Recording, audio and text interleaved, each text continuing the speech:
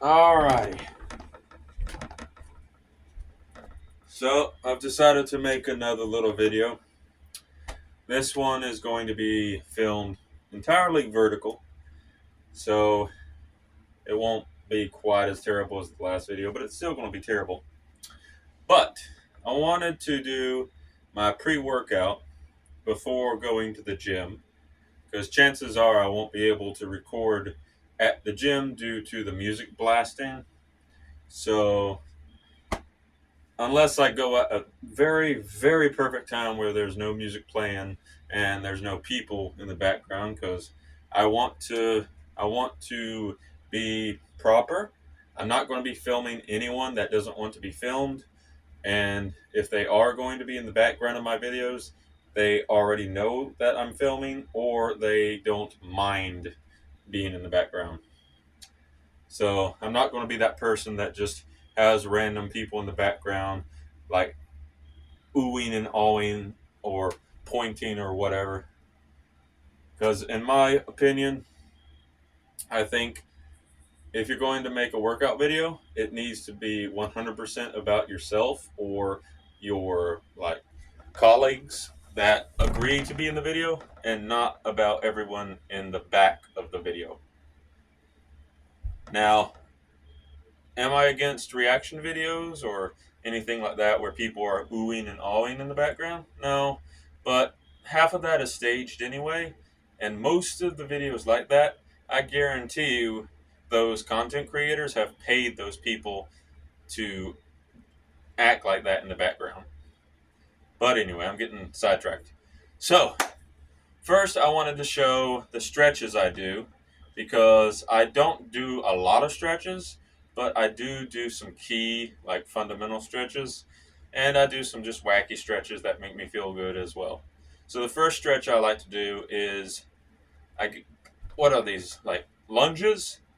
Like, so where I take my like leg, this is the bad leg. So take my leg, put it as far front as possible, and then slowly stretch it.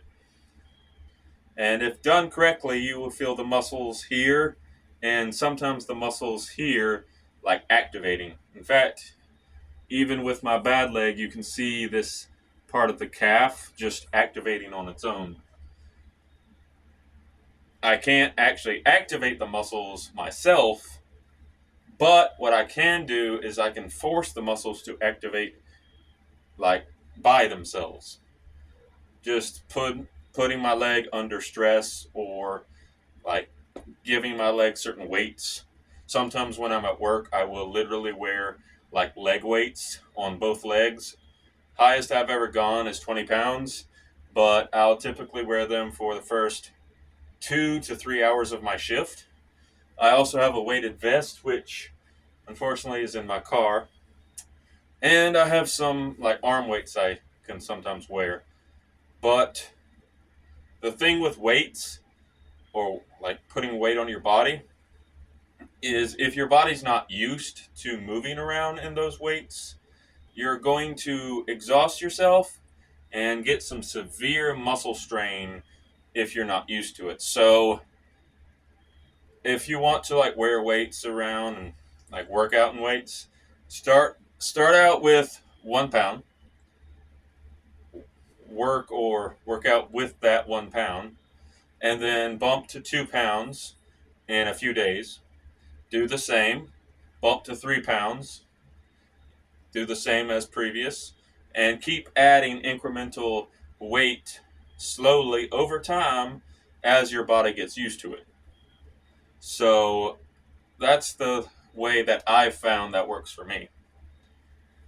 So, but to strengthen my left leg, I would typically wear 20 pounds when I'm just maybe working for about an hour or 2 hours of my shift, and then I'll take it off. And if I'm working out at the gym or at home, I will just wear it as long as I'm working out, because I can take it off at any point and I can take it, like, put it back on at any point.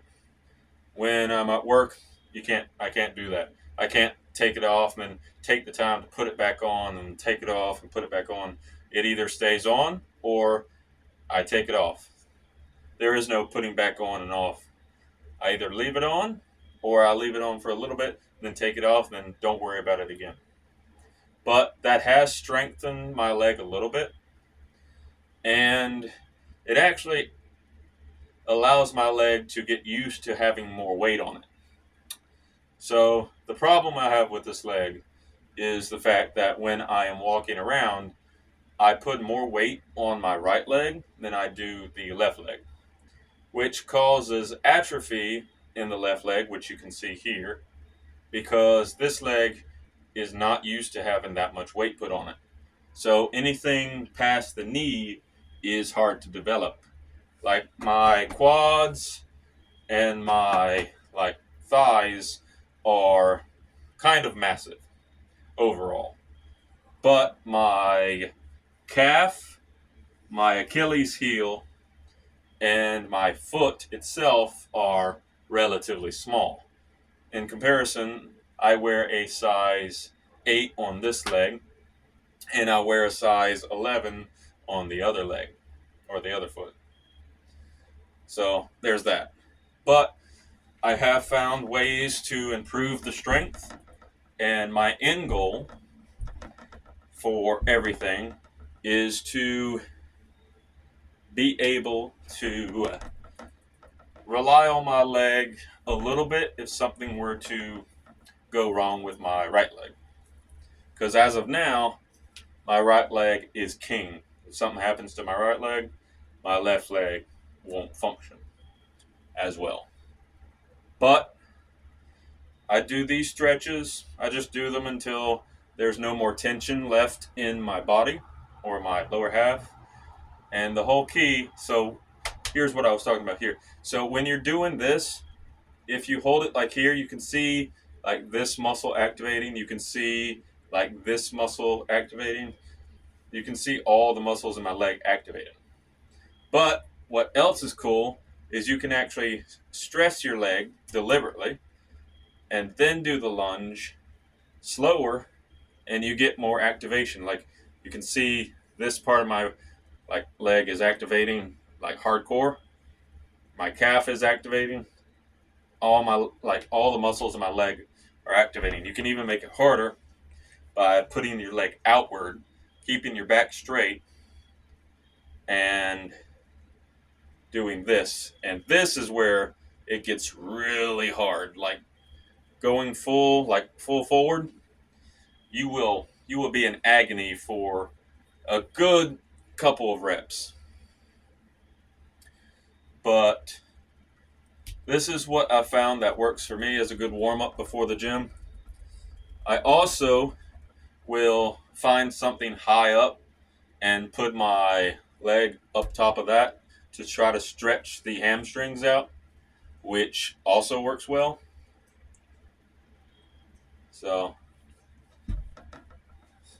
and when you stand up, if you feel a little wobbly, that's actually a good sign. So here's something else that I have found that works for me. And we take a weight. This is 10, so this is 20 pounds. And you put your feet together, you stay straight, and you twist. And you want to twist both sides while keeping your core straight. I'm still relatively terrible at this, but this will help loosen up your back. It will help tire out your arms a little bit, so when you finally do decide to work out, they should be a little bit more limber. But you can also do what I like to do, but this isn't exactly the best way of doing it because this doesn't have handles. But you can put your arm like this, you can put it out, and then you can stretch a full half circle. And then you can do it again, but the key is to keep your feet straight.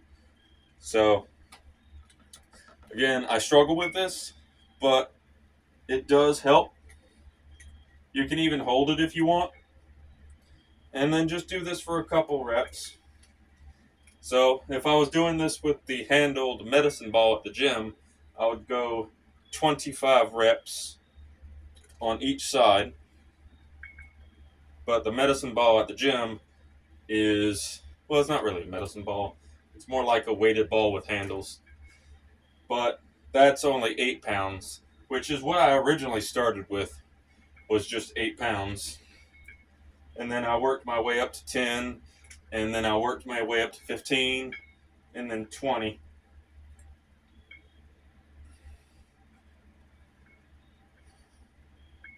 And you can also do it like this, where you just focus on one side. But do it slow. Do not do any jerky movements. Because if you do jerky movements, you will pull something. Trust me. Get your body used to the movement before you go heavy or try to go fast. And then release. You can also keep your legs as straight as possible. Stick out your chest, or I like to stick out my chest, and then raise and then lower. Raise and then lower. Right? Raise and then lower. Raise and then lower.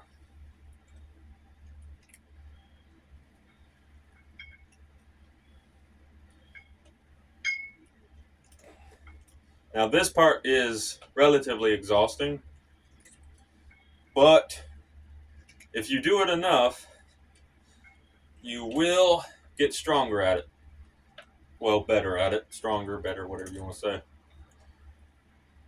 But typically I'll do 25 of these. If I wasn't inside my house right now, I would go higher. But if I go higher, I touch my roof. So I live a modest life, but I live a decent life. So you can't complain if you got a roof over your head, you know? I whew, I don't know if anyone else has this opinion, but I feel like some people aren't appreciative of what they have until it's gone. And I know quite a bit of people that I've like helped or done jobs for or interacted with that have just flat out said they couldn't live like I do.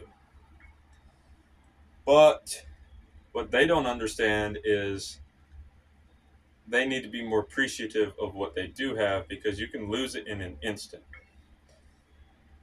But you work with what God gave you, I should say. If you believe in God. If you don't, the premise still stands.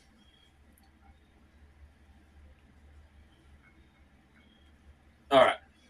So that was that. And afterwards, you should feel really good. You should feel like loose. You should feel like really good. And I typically don't always do this, but it does help. So if you, let me get in frame. So if you put your like feet upside down, flat on the floor, keep your knees relatively together, and then bend backwards and stretch out your legs, or stretch out your arms rather, and then slowly try to do this motion and then hold it. This will also stretch out your back. But I don't typically do this a lot because A, I think it looks a little dumb, and B, there's other stretches I found that are a little bit better, but some people can't do those other stretches. So doing this, it keeps your back straight and it alleviates some tension. You can also try to do this, where you keep your arms right by your knees and you look straight down. Because if you look like this all the time, you're going to get a kink in your neck. But look straight down and then hold this for like 30 seconds.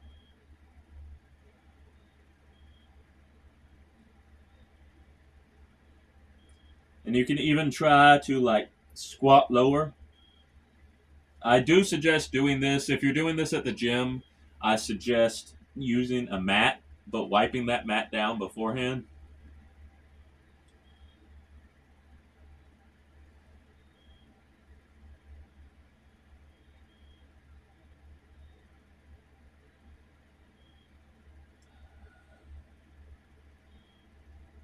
And then stretch up. So that's another stretch. And honestly, it does work. So there is one more stretch that's also really good. So you take your leg like this, and you keep your other leg straight, and then you just do like this. See, this leg doesn't balance that well. And then you just let your hamstrings like open up. So I could probably do it in this way a little bit better. So then just do like this. Your hamstring should open, and then just hold it for like 30 seconds.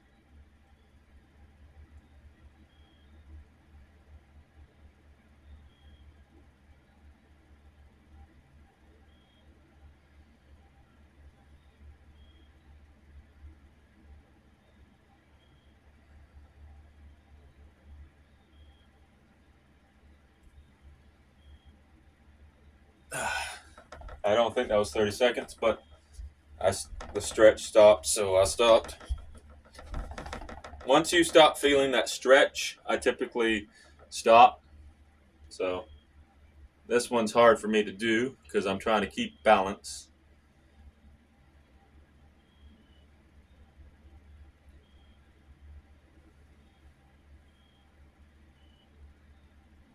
You can also try to put your foot under your like toes. But wait, did I just say put your foot under your toes? Oh my god, I'm dumb. So you can also put your fingers underneath like your toes and pull back a little bit, and you will feel an immense stretch going on there. Ugh. That is difficult for me to do outside of the gym just because I normally like put my like leg on top of something that's about waist level.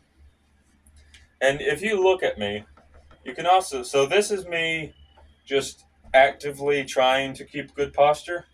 Like you can see, like my back is pretty straight, all things considered and whatnot. But typically I'm like this. Like I'll be slunched over, I'll have my gluteus maximus pointed that way, and that is really bad posture. And if you do that too much, before you know it, you will have back problems. There's also another stretch that I like to do, but that will have to be done in the daytime. But I have an inverted bench, and with that inverted bench, I will get on it. I will strap my legs in, and then it will invert myself to be upside down. And I will typically be upside down for anywhere between 15 to 20 minutes, and that really alleviates a lot of compression in your back, and it will pop your vertebrae out. So that's also something that I need to do more often. All right, now I just want to do a few push-ups. I'm going to see if I can go to, I want to go to 20. If I can go to 20 in one set, that would be great. If I can't, oh well. So I try to keep my back straight like that. So, but I don't always succeed in it. But I try to do slow reps to build that extra muscle.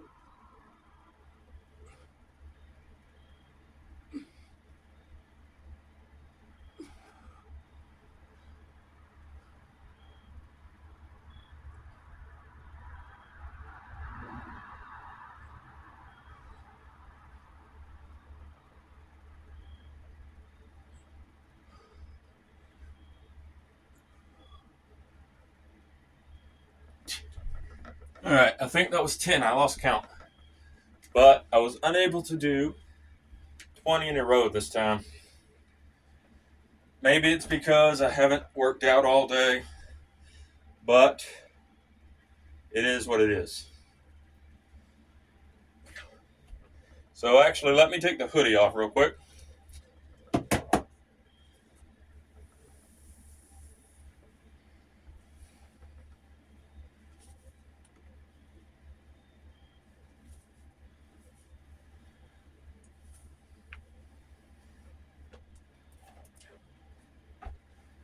So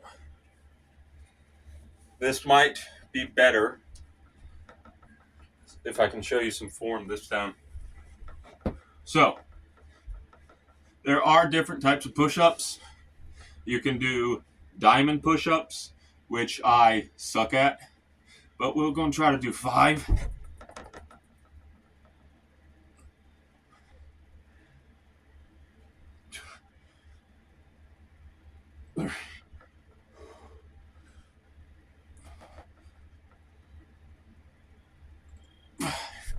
I think I had bad form there, but diamond push-ups. You can also try to do plank push-ups, but I'm not that advanced yet. And for that, you need a strong core. And I'm still working on my core. So, let's see. I'm going to count those diamond push-ups.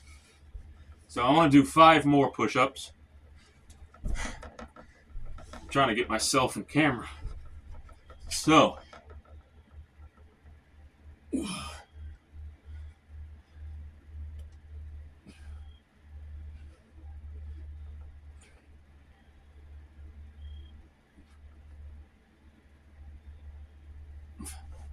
whew.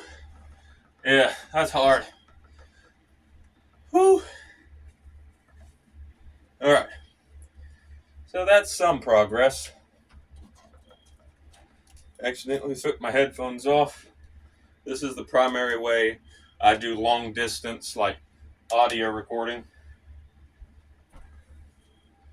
I also suggest when you're going to the gym and you're going for extended amounts of time, get yourself some compression gloves or some form of glove that can keep you from getting calluses on your hands, because that shit sucks if you have to do anything afterwards. Because I don't mind calluses. I already have them over my hands. But if a callus breaks while you're working out and then you have to like go to work or you do anything else, even grabbing a cup of coffee, holding a cup, it will burn, especially if you have to wash your hands or anything. So I do suggest, especially as you get older, unless you're like a construction worker or something like that and you just have these massive like man hands, because I have seen people with hands so coarse they can literally like rub wood and sand it smooth. That is not a joke. I used to think it was a joke, but no. There are people with that rough of a skin. Well, rough. Oh my God. There are people that have that rough of skin. Oh my Lord. Grammar, please. I was like really well educated in the art of English, and God, I haven't like done any schooling in years. And the phrase, if you don't use it, you lose it, that's also true. But I have actually seen people with coarse like skin. They really do have really coarse and really abrasive skin, and it feels like sandpaper, and they are really durable. Like really durable. But it's mostly in people who work with their hands a lot and just have worked for years and years and years. I do grunt labor primarily.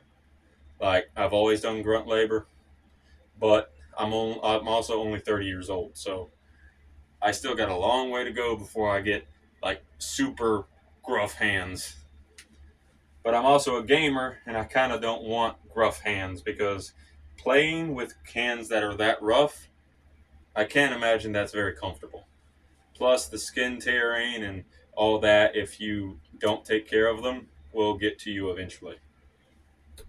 But, oh no, I accidentally dropped my glove. There we go. So there is one more thing I want to say. If you're having trouble with doing push-ups, you can also grab some weights. So grab weights, put them this way or this way, whichever is more comfortable for you. So let's put this here. Let's put this here. So, and then it also helps if you make sure your weights are anchored down properly. But put them there, grab them like this, extend your back, put your weight on the weights, and then push forward. So you can get more reps doing it this way because you're alleviating a lot of stress that is placed on your hands and focus all of your stress onto your actual muscles, your arm muscles.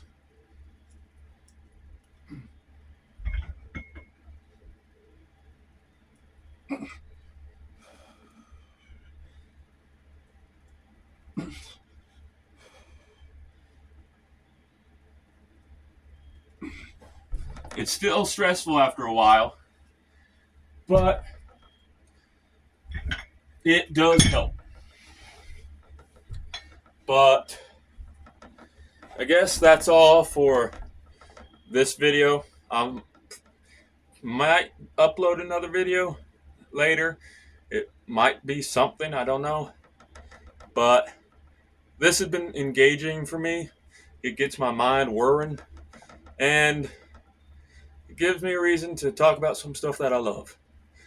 But that'll be it for me now, because now I'm a little bit winded, and I'm going to eat a meal, probably drink a bunch of water, and then await the journey to the gym.